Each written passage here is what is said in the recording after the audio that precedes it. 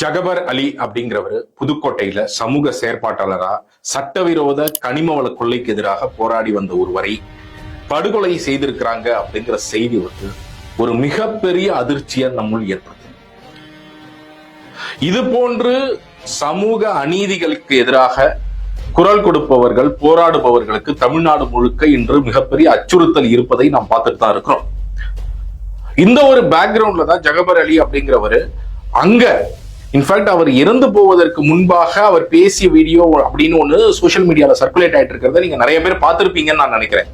அந்த வீடியோல அவர் தெரிவிக்கிறார், இந்த மாதிரி ஒரு ஆர்ஆர்னு ஒரு குழு இருக்கிறாங்க, அவர்கள் வந்து மிகப்பெரிய அளவுல சக்கைகளை கொண்டு போய் ஒரு இடத்துல பதுக்கி வச்சிருக்கிறாங்க.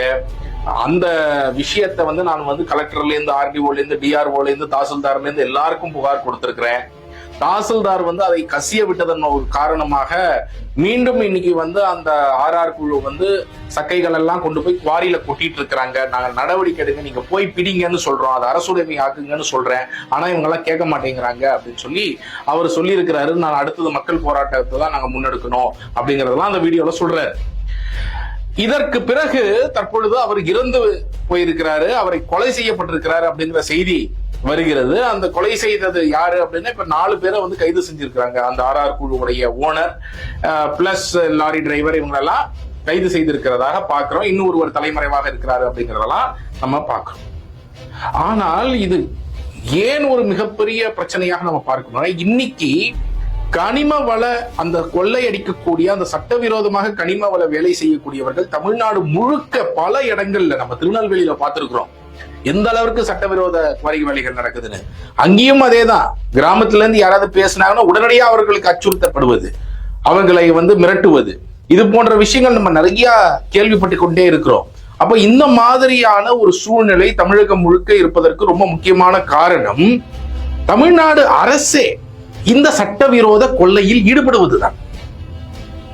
இப்போ இந்த இடத்துல இந்த மாதிரி ஒரு புகார் அவர் கொடுத்திருக்கிறாரு அப்படின்னு சொன்னா ஒரு டிஸ்ட்ரிக்ட் அட்மினிஸ்ட்ரேஷன் என்ன பண்ணிருக்கணும், மைனிங் டிபார்ட்மெண்ட் என்ன பண்ணிருக்கணும், கனிம வளத்துறை என்ன பண்ணிருக்கணும், அவங்க எல்லாருக்கும் அவர் புகார் கொடுத்திருக்கிறார் அப்படின்னு சொல்றாரு. அப்ப அவர்கள் உடனடியா போய் அந்த ரெய்டு பண்ணி அதை பிடிச்சு நடவடிக்கை எடுத்திருக்கணுமா இல்லையா?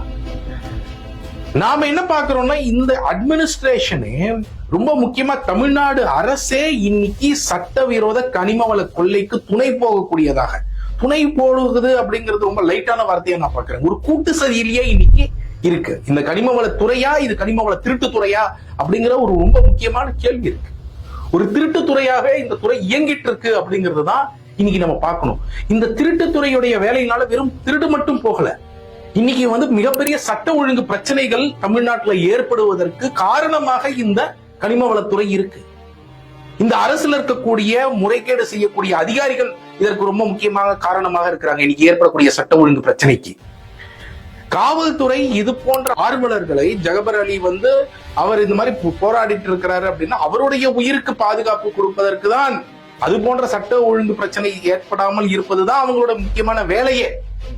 ஆனால் நம்ம இன்னும் பார்த்துட்டு தானே இருக்கிறோம், காவல்துறை வந்து ஒருவேளை மக்கள் அநீதிகளுக்கு எதிராக, மக்களுக்கு இழைக்கக்கூடிய அநீதிகளுக்கு எதிராக யாராவது குரல் எழுப்பினாங்க, அவங்க ஒரு போராட்டம் பண்ணணும்னா அதுக்கு அனுமதி மறுப்பது, அது சட்ட ஒழுங்கு பிரச்சனையாக பார்ப்பதுதான் இன்னைக்கு காவல்துறை பண்ணிட்டு இருக்காங்க. ஆனால் உண்மையிலேயே அவங்க என்ன பண்ணணும், மக்களுக்கு ஏற்படக்கூடிய பாதிப்பு, மக்களுக்கு இந்த மாதிரி அச்சுறுத்தல் இருக்கக்கூடியது, மக்களுக்கு இருக்கக்கூடிய இந்த மாதிரி ஏதாவது ஒரு த்ரெட் இருந்ததுன்னா அவர்களை பாதுகாப்பதுதான் காவல்துறையுடைய மிக முக்கியமான வேலை. யார் இது போன்ற த்ரெட்டை இஷ்யூ பண்றாங்களோ, இது மாதிரி சமூக விரோதிகள் இருக்கிறாங்களோ அவர்களை மீது நடவடிக்கை எடுப்பதுதான் அவங்களுடைய முக்கியமான வேலையே. ஆனால் இன்னைக்கு தமிழ்நாடு முழுக்க இன்னைக்கு ஏதோ ஒரு 5% 10% எல்லாம் சட்டவிரோதமா நடக்கல. ஒரு பங்கு எடுக்கணும்னா 5 மடங்கு 6 மடங்குன்னு பல்வேறு இடங்கள்ல அந்த அளவுக்கு 10 மடங்கு இந்த மாதிரிதான் கனிம வள கொள்ளை தமிழ்நாட்டில் இன்னைக்கு நடந்துட்டு இருக்கு அப்படிங்கறத டேட்டாவோட நம்ம நிறைய இடங்கள்ல பார்த்திருக்கோம். திருநெல்வேலியில பார்த்திருக்கோம், திருப்பூர்ல பார்த்திருக்கோம். திருப்பூர்ல ஒரு மைன், அங்க இருக்கக்கூடிய மைன் 20 லட்சம் கனமீட்டர்லாம் ஒரே ஒரு ஆளு அந்த அளவிற்கு கொள்ளடிச்சிருக்கிறாங்க. ஆனால் இவர்கள் யார் மீதும் இன்று வரை கிரிமினல் நடவடிக்கை பாய மாட்டேங்குது, இவர்கள் யார் மீதும் இன்று வரை பெனால்டி போட மாட்டேங்கிறாங்க அரசாங்கம். ஏன்னா இந்த அரசாங்க அதிகாரிகள் இந்த கூட்டு கொள்ளையில இருக்கிறாங்க. அது ஏதோ கீழளவுல எல்லாம் இல்ல, மேலளவுல IAS அதிகாரிகள் முதல் டாப் டு த டாப் வந்து இந்த மாதிரி கொள்ளையில வந்து அவங்க துணை போவதுதான் ரொம்ப முக்கியமான காரணம். அப்போ இதை நாம் வந்து கேள்வி கேட்காமல் இந்த மாதிரி அச்சுறுத்தலை பார்த்து அவர் இந்த மாதிரி ஒரு கொலை நடந்திருக்கு அப்படின்னு சொன்னா இதை எவ்வளவு சீரியஸா ஒரு ஸ்டேட் எடுக்கணும். RTI பயன்படுத்துபவர்களாக இருக்கட்டும், இல்லாது இது போன்ற கனிம வள கொள்ளையை எதிர்த்து போராடுபவர்களாக இருக்கட்டும், ஊழலை எதிர்த்து குரல் கொடுப்பவர்களாக இருக்கட்டும், இது மாதிரி பல்வேறு விஷயங்களுக்காக தமிழ்நாடு முழுக்க பல ஆர்வலர்கள் குரல் கொடுத்து கொண்டிருக்கிறாங்க அப்படின்னு சொன்னா அவர்களை வந்து பாதுகாப்பதற்கான ஒரு விசில் ப்ளோவர் சட்டம் இன்னைக்கு அரசாங்கத்துக்குள்ளேயே சில நேர்மையான அதிகாரிகள் இருக்கிறாங்க. அவர்கள் குரலை எழுப்பணும், இந்த மாதிரி அநீதி நடக்குதுன்னு ஒரு குரலை எழுப்பணும், யாருக்கிட்டையாவது கம்ப்ளைண்ட் பண்ணணும், இந்த மாதிரி கரப்ஷன் நடக்குதுன்னா கூட அதற்கு எந்த ப்ரொடெக்ஷன் கிடையாது. இதற்காகத்தான் விசில் ப்ளோவர் ப்ரொடெக்ஷன் ஆக்ட் அப்படிங்கிறது தேவை அப்படிங்கறது நம்ம தொடர்ந்து பேசி வந்துட்டு இருக்கோம். அரசாங்கத்துக்குள் இருக்கக்கூடிய நல்ல ஊழியர்களுக்கும் நீங்க பார்த்துட்டு கொஞ்ச நாள் முன்னாடி ஞாபகம் இருக்கும், ஒரு சாண்ட் மைனிங் இதை வந்து குவெஸ்டின் பண்ணதுக்கு ஒரு VAO வந்து கொல்லப்பட்டார். தற்பொழுது ஒரு சமூக செயற்பாட்டாளர் கொல்லப்பட்டிருக்கிறார். அப்ப அரசாங்கத்துக்கு உள்ள இருக்கக்கூடியவர்கள், வெளியே இருக்கக்கூடியவர்கள் இருவருக்கும் இது போன்ற பாதுகாப்பு, இது போன்ற அநீதிக்கு எதிராக போராடுபவர்களுக்கான பாதுகாப்பு ரொம்ப ரொம்ப அவசியமானது.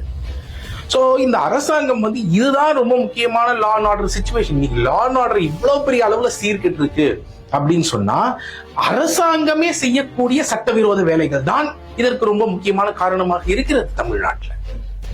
தமிழ்நாட்டுல கனிம வள கொள்ளையை அரசாங்கமே செய்வதுதான் மிகப்பெரிய பிரச்சனையாக இருக்கிறது. அரசாங்கமே அப்படின்னும் போது அரசாங்கத்தில் இருக்கக்கூடிய இந்த அதிகாரிகள் அந்த கூட்டு சதியில ஈடுபட்டு, அப்போ நம்ம யாருக்கு எதிராக போராட வேண்டிய அவசியம் இருக்கிறதுன்னு பாருங்க.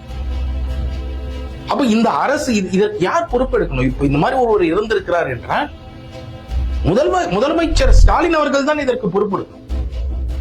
முதலமைச்சர் ஸ்டாலின் அவர்கள் பொறுப்பெடுத்து இந்த துரைமுருகன் ஒரு அமைச்சர் எதுக்கு இந்த கனிம வளத்துறையில இவ்வளவு கனிம வள கொள்ளை நடந்துட்டு இருக்கு.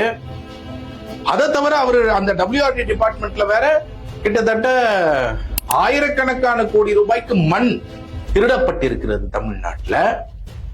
அப்ப இதையெல்லாம் வேடிக்கை பார்த்து எந்த நடவடிக்கையும் எடுக்காத ஒரு அமைச்சர், இந்த மாதிரி ஒரு பொம்மை அமைச்சர் நமக்கு தேவையா? அப்ப இவ்வளவு கொள்ளை நடந்து அதில் எந்த நடவடிக்கையும் எடுக்கவில்லை என்றால் ரொம்ப முக்கியமான கேள்வி, அவர் ஏன் எடுக்கவில்லை? அவருக்கு என்ன இன்ட்ரெஸ்ட் அதுல எடுக்காம இருக்கிறதுக்கு அப்படிங்கிற ரொம்ப முக்கியமான கேள்வி அதுல இருக்கு. இது போன்ற ஒரு அமைச்சர் இந்த மாதிரி பதவியிலிருந்து தூக்கி எறியப்பட வேண்டாமா? துரைமுருகன் எல்லாம் ஒரு அமைச்சராக இருக்க லாயக்கு இருக்கான்னு நான் கேட்கிறேன் இந்த கனிம வளத்துறைக்கலாம். அப்ப இந்த மாதிரியான அமைச்சர்களை தூக்கி எறிய வேண்டும், அமைச்சர் பதவியிலிருந்து விலக்கணும். அந்த குடும்பத்திற்கு ப்ராப்பரான ஜஸ்டிஸ் கிடைக்கணும், காம்பன்சேஷன் கிடைக்கணும். ரொம்ப முக்கியமா இந்த கனிம வளத்துறைய மிகப்பெரிய அளவுல சீரமைக்கணும். உங்க எல்லாருக்கும் ஞாபகம் இருக்கும், அந்த அடைமிதிப்பான் குளம் திருநெல்வேலியில இறந்த பிறகு நாங்க ட்ரோன் கொண்டு வரோம், ட்ரோன் வழியா பார்க்க போறோம். இந்த கனிம வளத்துறையில இன்னி வரைக்கும் எந்தெந்த கிராமத்துல எந்தெந்த குவாரி அலவுடு எந்த அளவுக்கு எடுக்கலாம்னு ஒரு பேசிக் இன்ஃபர்மேஷன் கூட போட வக்கில்லாத ஒரு துறை தான் இந்த கனிம வள திருட்டுத்துறை. அப்போ இதை கூட நீங்க டிரான்ஸ்பரண்டா வைப்பதற்கு தயாராக இல்லை. மக்கள் அதை பார்த்து அப்போ இந்த கேள்வி கேட்க கூடாது, மக்களுக்கு எதுவுமே தெரியக்கூடாது. யாராவது ஏதாவது அதை மீறி தெரிந்து கொண்டு ஒரு அங்கங்க ஒரு ஆர்வலர் கேள்வி கேட்டால் அவர்களை மிரட்டுவது, இதெல்லாம் ஒரு நாடா? இப்படியா நீங்க வந்து ஒரு ஆட்சியை நடத்துவீங்க? இது பேர் ஒரு ஆட்சியா? திருடுவதற்கே என்றே ஒரு ஆட்சியா? என்ன என்ன எங்களுக்கு புரியல.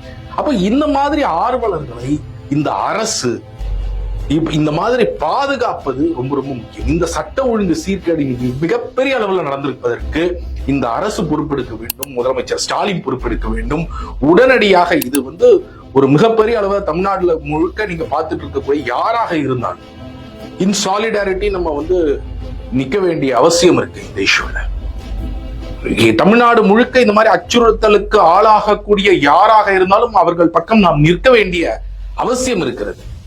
இண்டிவிஜுவலா அங்கங்க நிறைய பேர் ஒவ்வொரு இடத்துல ஃபைட் பண்ணிட்டு இருக்காங்க. எதற்காக ஃபைட் பண்றாங்க? நம்ம ஊர் நல்லா இருக்கணும், நம்ம ஊர்ல எந்த நேர்மையா ஒரு அரசாங்கம் அங்க இயங்கணும், அந்த ஊருக்கு திட்டங்கள் கிடைக்கணும், யாரும் ஊழல் பண்ணிட்டு அதை அடிச்சுட்டு போயிடக்கூடாது, மக்களுக்கு அது கிடைக்கணும் அப்படிங்கிற நல்லெண்ணத்துல தமிழ்நாடு முழுக்க ஒவ்வொரு ஊர்கள்லயும் ஒவ்வொரு இடத்துலயும் ஒரு 2 பேர் அங்க வேலை செஞ்சுட்டு இருக்காங்க. அப்ப அவர்களுக்கு ஏற்படக்கூடிய அச்சுறுத்தலுக்கு, அந்த அச்சுறுத்தல் நடக்காமல் இருப்பதற்கு பாதுகாக்க வேண்டியது நம்ம எல்லாருடைய கடமையாகவும் இன்று இருக்கிறது. ஏன்னா இன்னைக்கு அரசாங்கம் அதை செய்யறதுக்கு ரெடியா இல்லை, இது வரைக்கும் செய்யல. அப்ப அரசாங்கத்தை பிடித்து நீங்க இந்த வேலையை பண்ணுங்க, இதைதான் ரொம்ப முக்கியமானது. இவ்வளவு பெரிய சட்ட ஒழுங்கு சீர்கேடு அலோவ் பண்றீங்கன்னா அதற்கு ஒரே காரணம் உங்களுக்கு இந்த கனிம வள திருட்டுத்துறை, கனிம வள திருடணும் அப்படிங்கிறது தான் இந்த அரசாங்கத்துடைய நோக்கமாகவே மாறிவிட்டது. என்ன நடவடிக்கை எடுத்திருக்கீங்க சொல்லுங்க. அவ்வளவு திருநெல்வேலியில அவ்வளவு குவாரிகள் டேட்டாவோட கொடுத்தோம், திருப்பூர்ல கொடுத்தோம், என்னதான் செஞ்சிருக்கிறீங்க? ஏதாவது ஒரு கிரிமினல் இது போட்டு இவங்க எல்லாம் உள்ளத்தில் இருக்கிறீங்களா? இப்ப இந்த மாதிரி இவர் தாசில்தார் கிட்ட இருந்து ஆர்டிஓ, டிஆர்ஓ எல்லாத்தையும் கொடுத்துருக்காங்கன்னா அவங்க அந்த நேரத்துல போய் அதை பிடிச்சிருந்தாங்கன்னா இந்த உயிரை காப்பாத்திருக்க முடியுமா இல்லையா? இந்த ஜகபர் அலி உயிரை காப்பாத்திருக்க முடியுமா இல்லையா? அன்னைக்கே அந்த குவாரி ஓனரை பிடிச்சு உள்ள போட்டிருந்தாங்கன்னா அவங்க பண்ண கிரிமினல் வேலைக்கு, இவ்வளவு பெரிய கொள்ளை அடிச்சதுக்கு அவர் சொன்னது உண்மையா இருக்கா பார்த்து செக் பண்ணி ஒரு ரெய்டு பண்ணி பண்ணியிருந்தாங்கன்னா இன்னைக்கு இவர் உயிரை காப்பாத்திருக்க முடியுமா இல்லையா? வாய்ப்பு இருக்கா இல்லையா? அப்போ அரசாங்கத்துல சில பேருடைய அலட்சியம், சில பேர் இதுல இந்த கூட்டு சதியில ஈடுபடுவது, இதுதான் காரணம். தாசில்தார் மேல என்ன நடவடிக்கை எடுக்க போறீங்க? அந்த அதிகாரிகள் ஈடுபட்ட அதிகாரிகள், இந்த கூட்டு சதியில ஈடுபட்ட அதிகாரிகள் மேல இது வரைக்கும் என்ன நடவடிக்கை எடுத்திருக்கிறீங்க? இதுல ஈடுபட்ட பெரிய பெரிய முதலைகள் இருக்கிறாங்க இல்லையா? முதலைகள் எவ்வளவு பணம் இருந்தாலும் போதாது இவர்களுக்கு, அந்த மாதிரி முதலைகள் இருக்கிறாங்க இல்லையா? அந்த முதலைகள் மேல என்ன நடவடிக்கை எடுக்க போறீங்க? தமிழ்நாட்டுல தேவையில்லாத ஆணிகள், மக்களுக்கு இவ்வளவு ஒரு ஒரு அநீதி ஏற்படுத்தக்கூடிய வகையில் இந்த கனிம வள கொள்ளை நடந்துட்டு இருக்கு அப்படின்னு சொன்னா இவர்கள் மேல என்ன நடவடிக்கை எடுக்க போறீங்க? முதலமைச்சர் ஸ்டாலின் துரைமுருகன் அமைச்சரை எப்பொழுது தூக்க போறீங்க? எந்த அக்கௌண்டபிலிட்டியும் கிடையாது.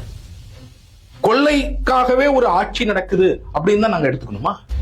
கொள்ளையர்களுக்கான ஆட்சியா இது? மக்களுக்கான ஆட்சியா? மக்களுக்கான ஆட்சினா மக்களுக்கு பக்கம் நின்று நீங்கள் இந்த மாதிரி கொள்ளையடிப்பவர்கள் மீது நடவடிக்கை எடுக்கணும், விடக்கூடாது. நாம் தொடர்ந்து இது போன்ற விஷயங்களை சாலிடாரிட்டி நிக்கணும். இந்த குடும்பத்திற்கு ஜஸ்டிஸ் கிடைக்கிற வரைக்கும் இது போன்ற அச்சுறுத்தலுக்கு ஆளாகக்கூடிய பலருக்கு பின்பும் சாலிடாரிட்டியில நம்ம எல்லாரும் நிற்க வேண்டிய அவசியம் இருக்கிறது. தொடர்ந்து போராடுவோம். நன்றி. துல்லியமாக தினசரி நடப்பு நிகழ்வுகளையும் கல்வி, விளையாட்டு, அரசியல், வாழ்க்கை முறை, மருத்துவம், தொழில்துறை, சினிமா, பொழுதுபோக்கு போன்ற பல்வேறு நிகழ்ச்சிகளையும் உடனுக்குடன் காண கேப்டன் டிவி மற்றும் கேப்டன் நியூஸ் சமூக வலைத்தள பக்கங்களோடு இணைந்திருங்கள். உங்கள் வணிகத்தை கேப்டன் டிவி மற்றும் கேப்டன் நியூஸில் விளம்பரத்தின் மூலம் மேம்படுத்த விருப்பமா?